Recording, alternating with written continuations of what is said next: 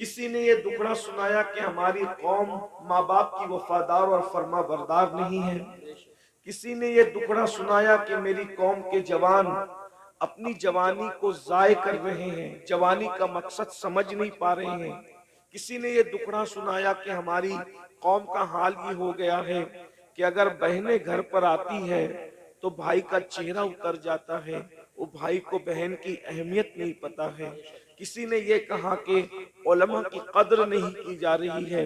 کسی نے یہ کہا کہ اداروں کی اہمیت نہیں ہے. کسی نے یہ کہا کہ ماہ رمضان شریف کی تعظیم نہیں ہے. غرض کہ سب نے اپنے اپنے طور پر جو مشاہدہ کیا وہ دکھڑا آپ کے سامنے پیش کیا، اور ہم بھی وہی دکھڑا لے کر کے آئے ہیں. لیکن ایک سوال پیدا ہوتا ہے، ایک سوال پیدا ہوتا ہے کہ یہ بتائیں کہ یہ سارے گناہوں کی جڑ کیا ہے؟ اتنے سارے یہ جو جرائم ہے، بے نمازی پن لے لیں، بدکاری لے لیں، اسی طریقے سے دین سے دوری لے لیں، ماں باپ کی نافرمانی لے لیں، بے پردگی لے لیں خواتین کے اندر، اسی طرح عورتوں کا گھروں کو چھوڑ کر کے بیوٹی پارلروں تک جانا، عورتوں کا میک اپ کے نام پر غیروں کے سامنے بیٹھ کر اپنے ہاتھوں کی ہتھیلیاں ان کے زانوؤں پہ رکھ کر کے مہندی لگانا، یہ سارے جرائم کی اصل جڑ کیا ہے؟ تو مجھے جو سب کچھ سمجھ میں آتا ہے مختصر میں وہ یہ کہ ہماری قوم کے پاس جو علم ہونا چاہیے، جو ایجوکیشن ہونا چاہیے، جو معلومات ہونی چاہیے، وہ ان کے پاس نہیں ہے. ہماری قوم بے راروی کا جو شکار ہے اس کی سب سے بڑی وجہ یہ ہے کہ ان کے پاس علم نہیں ہے، ان کے پاس تعلیم نہیں ہے. یاد رکھیے ساری برائیوں کی جڑ علم کا نہ ہونا ہے، تعلیم کا نہ ہونا ہے. جب بھی کسی قوم کے پاس علم نہیں ہوتا تو وہ قوم بے راروی کا شکار ہوتی ہے. آپ خود دیکھیں، آئیے میں آپ کے سامنے علم کی برکت رکھنا چاہتا ہوں، بہت توجہ کے ساتھ آپ سنیں. اللہ کے رسول علیہ السلام جب زمین پہ تشریف نہیں لائے تھے تو اس وقت مکے ہی کی حالت صرف دیکھ لیں. ابھی میں پوری دنیا کی بات نہیں کرتا، ابھی پوری دنیا کا ذکر نہیں کرتا، صرف ایک شہر مکہ المکرمہ کا ذکر کرتا ہوں. ذرا غور کریں، مکہ المکرمہ کون سا شہر ہے جسے قرآن کہتا ہے وَمَن دَخَلَهُ كَانَ آمِنًا، کہ جو اس میں داخل ہو گیا وہ امن میں آ گیا. امن والے شہر کو کتنی گنڈا گردی کا سامنا تھا، اللہ اکبر. جو شہر امن والا تھا، جو شہر حرم ہے، جہاں کی گھاس اکھاڑنے کی اجازت نہیں، جہاں کے جانوروں کو ستانے کی اجازت نہیں، جہاں جانور سائے میں بیٹھ جائے تو اس کو اٹھانے کی اجازت نہیں، جہاں جانور کو دھمکانے کی اجازت نہیں، جہاں جانوروں کے جنگلی جانوروں کے انڈوں کو توڑنے کی اجازت نہیں، اللہ اکبر. جہاں اللہ اکبر اہل احرام پر حرم میں شکار کرنے کی اجازت نہیں، ایسے حرم کے اندر لوگ اپنی بیٹیوں کو اپنے ہاتھ سے زندہ دفن کر رہے تھے. حدود حرم کے اندر، بالکل حرم کے سامنے. ایک تو حرم وہ ہے، ایک تو حرم وہ ہے جس کو اللہ و رسول نے حرم کے طور پر حدود مقرر کی ہے، لیکن ایک تو مسجد حرام ہے، یعنی حرم میں بھی جو بہت اعلیٰ درجہ رکھے اسے مسجد حرام کہتے ہیں. بالکل مسجد حرام کے سامنے اپنی بیٹیوں کو اپنے ہاتھوں سے زندہ دفن کر رہے تھے. اللہ اکبر. مائیں اپنے بچوں کو گود میں شراب پلا رہی تھی. جیسے آج بچے نہیں سوتے تو ماں نیند کی دوا پلاتی ہے، اس دور میں جب اللہ کے رسول تشریف نہ لائے تھے تو مائیں اپنی گود میں اپنے بچوں کو شراب پلایا کرتی تھی. زنا کا حال یہ تھا، اگر زنا کرنے کوئی عورت نہیں ملتی تو لوگ اپنی ماؤں کے ساتھ زنا کر لیا کرتے تھے.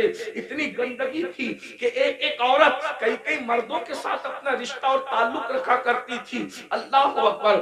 ذرا غور کریں اس گندے ماحول میں جبکہ جانوروں کے ساتھ بدکاری ہو رہی ہے، ماں کے ساتھ بدکاری ہو رہی ہے، ماں کی گود میں شراب پلائی جا رہی ہے، اللہ کے گھر پہ 360 بت رکھ دیے گئے ہیں، ننگے ہو کر کعبے کا طواف کرتے ہیں، عورتوں کو منحوس سمجھتے ہیں، بیواؤں کو منحوس سمجھتے ہیں، بیواؤں کے ساتھ بدسلوکی کرتے ہیں، کمزوروں پہ ظلم کرتے ہیں، کمزوروں کا مال کھا جاتے ہیں.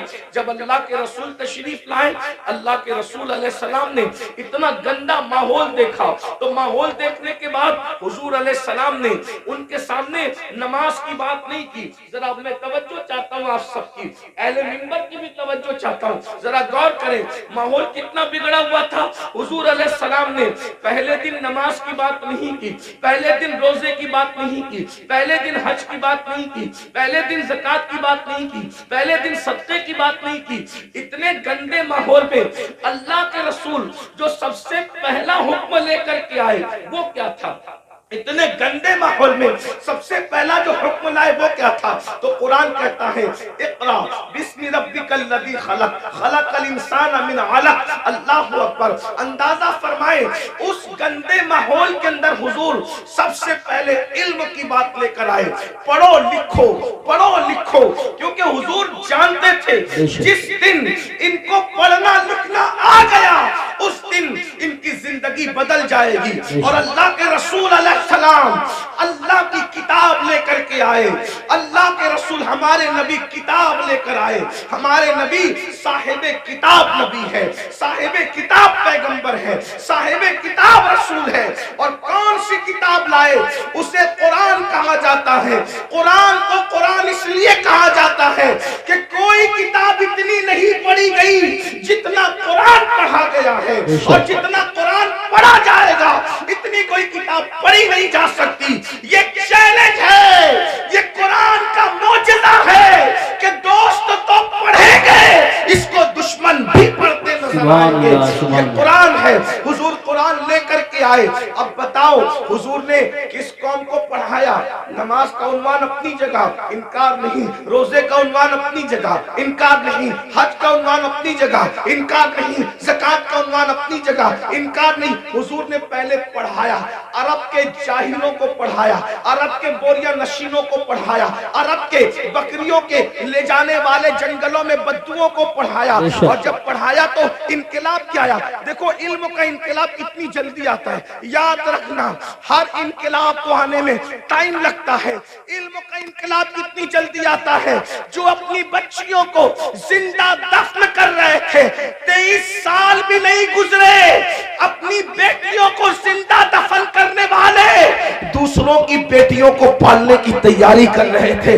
اس لیے کہ حضور نے ان کو علم کا زیور عطا کیا تھا. اللہ اکبر. ماں کی گود کے شرابی, ماں کی گود کے شرابی جو ماں کی گود میں شراب پینے کے عادی بنے تھے, ایک اعلان پر وہ سب کے سب شراب سے توبہ کرتے. یہاں تو جلسوں میں کروڑوں تقریریں ہو جائے, مقرر تقریر کرتے کرتے مر جائے, مقرر جو اس کی آواز بیٹھ جائے, مقرر کالی داڑھی سے اس کی داڑھی تقریر کرتے کرتے سفید ہو جائے, مقرر کی حالت بدل جائے, قوم کی حالت نہیں بدلتی. کیوں؟ وہاں ایک ہی اعلان میں پوری قوم نے شراب سے توبہ کی. بس اتنا کہا تھا, اے لوگو آج سے شراب حرام ہو گئی, آج سے شراب حرام ہو گئی. جن کے منہ میں تھی انہوں نے اگل دی, منہ سے اگل دی. جن کے ہاتھ میں تھی انہوں نے اڑیل دی, جن کے مٹکوں میں تھی انہوں نے نالیوں میں بہا دی. مدینے کی گلیوں میں شراب بہ رہی تھی. ایک اعلان, وجہ حضور نے اس قوم کو پہلے ایجوکیٹ کیا, علم عطا کیا تھا. انہیں پتا تھا اگر حرام کریں گے تو نقصان کیا ہوگا. آج ہماری قوم کو نہیں پتا ہے, حلال و حرام میں کوئی تمیز نہیں کیونکہ ان کے پاس علم نہیں ہے. آج ہماری قوم کو غسل اور وضو نہیں پتا ہے, ان کے پاس علم نہیں ہے. اگر وہ شادی میں ڈی جے لگا رہے ناچ رہے تو ان کو پتا نہیں ہے کہ اس کا نقصان کیا ہے. وہ یہ سمجھتے ہیں اللہ ناراض ہوگا تو سزا دے گا, لیکن اللہ کی سزا کیا ہوگی, اس کی شکلیں کیا ہوگی, یہ انہیں کچھ پتا نہیں. جس دن انہیں پتا چل جائے کہ خدا کے عذاب کی شکلیں کیا ہوتی ہے, ایک جلسے میں تو نہیں بتایا جا سکتا, لیکن تھوڑے سے وقت میں اشارہ کرنا چاہتا ہوں. جس دن پتا چل جائے نا میرے بھائی کہ خدا کے عذاب کی شکلیں کیا ہوتی ہے, تو بندہ قدم اٹھانے سے بھی پہلے سوچے گا کہ میں یہ قدم اٹھاؤں کہ نہیں اٹھاؤں. آج ہماری قوم کو بس اتنا پتا ہے کلمہ پڑھ لیا ہم مسلمان ہو گئے, गए, गोश्त अंडा मछली खाओ और हम मुसलमान हैं, जुमा 2 रकात पढ़ने चले जाओ, हम मुसलमान हैं, ईद मिलादुन नबी आए तो जुलूस में शिरकत करो, हम मुसलमान हैं, मुहर्रम आए तो मुहर्रम की महफिलें सजा लो, हम मुसलमान हैं, इसी तरीके से 11वीं आए तो गौस पाक की नियाज कर लो, हम मुसलमान हैं, छठी आए तो अजमेर शरीफ वाले सरकार का जिक्र कर लो, हम मुसलमान हैं, सफर का महीना है तो सारी कौम मिल करके बरेली शरीफ के करीब रहते हैं उससे आला हजरत में शरीक हो जाए, हम मुसलमान हैं। लेकिन पता ही नहीं है, तकाजा नहीं है कि इस्लाम क्या कह रहा है, हमसे क्या कह रहा है, अल्लाह नाराज होगा तो क्या करेगा, किस तरीके की का अजाब देगा, उसके अजाब की शक्लें क्या होगी। कुरान कहता है इन्न अजाब रब्बिका लवाक़ि मा लहू मिन दाफ़े, बेशक तेरे रब का अजाब वाक़ई होकर रहेगा। और जब अल्लाह तुझे अजाब देने का फैसला कर ले तो उस वक्त अल्लाह के अजाब से तुझे कोई रोक नहीं सकेगा। इन्न बत्श रब्बिका लशदीद, तेरे रब की पकड़ बड़ी सख्त है। लोग समझते हैं अल्लाह करीम है, मौलाना हमें माफ कर देगा, बेशक अल्लाह करीम है, अल्लाह रहीम है, अल्लाह सत्तार है, अल्लाह गफ्फार है। लेकिन क्या आपको ये खबर है जिनकी शक्लें कुरान कहता है कि सूअर की तरह हो गई, जिनकी शक्लें कुरान कहता है कि बंदर की तरह हो गई, उनके बारे में आपने कुरान पढ़ा? यही तो है कि कुरान नहीं पढ़ा, सबकी किताब पढ़ी, रब की किताब नहीं पढ़ी, कहानी किससे पढ़े, कहकहों की किताब पढ़ी, सीरियल देखे, हंसने हंसाने के सीरियल देखे, रोने रुलाने के सीरियल देखे, अल्लाह की किताब नहीं पढ़ी। अल्लाह की किताब उठा के पढ़ो तो उस गज्जूर खुदा की गैरत पता चलेगी।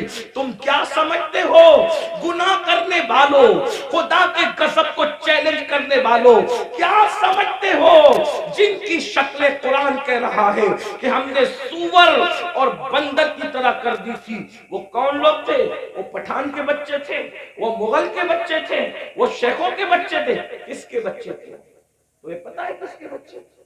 वो मुगल नहीं थे, वो पठान नहीं थे, वो शेखों के बच्चे नहीं थे। जिनकी सूरतें अल्लाह ने सूअर और बंदरों की तरह की, वो अंबिया की औलाद में से थे। अल्लाह कुरान उठाया, बाज़ाब्ता उनका नस्ब पहले बयान किया। वो बनी इस्राइल थे।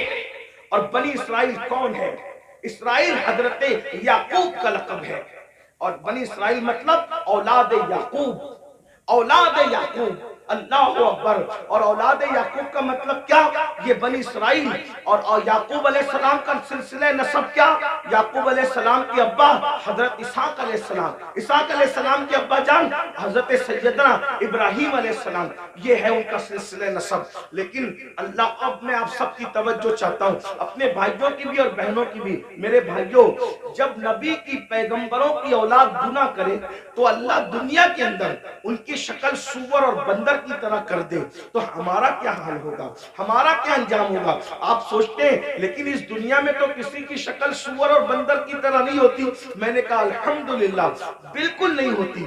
उसकी वजह यह है कि उनको जो पैगंबर मिले थे वो और थे, और हमें जो नबी मिला है वो और है। हमारा नबी नबीजुल अंबिया है, हमारे आका सैयदुल अंबिया है, हमारे आका महबूब खुदा है। लेकिन याद रखना, इसका ये मतलब नहीं कि महबूब की खातिर अगर दुनिया में शक्लें नहीं बिगड़ रही है तो कब्र में भी नहीं बिगड़ेगी, ऐसा नहीं है। कब्र में शक्लें बिगड़ेगी। अल्लाह के रसूल अलैहिस्सलाम ने फरमाया, हमने शबे मेराज, आका फरमाते हमने शबे मेराज जब जहन्नम का मुशाहिदा किया तो हमने देखा कि कुछ लोगों की शक्ल कुत्ते की तरह है, कुछ लोगों की शक्ल खिंजीर की तरह है, कुछ लोगों की शक्ल बंदर की तरह है। हुजूर फरमाते हमने शबे मेराज देखा, अल्लाह अकबर, अल्लाह से डरते क्यों नहीं, अल्लाह से खौफ करते क्यों नहीं? आगे मैं आपको बताऊं, अल्लाह अकबर, आकाए करीम रऊफुर रहीम सल्लल्लाहु अलैहि वसल्लम इरशाद फरमाते हैं कि मेराज की शब हमने एक मंजर देखा। आका फरमाते जन्नत की सैर की आका ने और जहन्नम का मुशाहिदा किया। देखो ये बातें हमें नहीं पता है, जिस दिन पता चल जाएगी उस दिन हमें एहसास होगा। और हमें यकीन है हमारी कौम को जब कोई बात पता चलती है तो वो उस पर अमल करते हैं।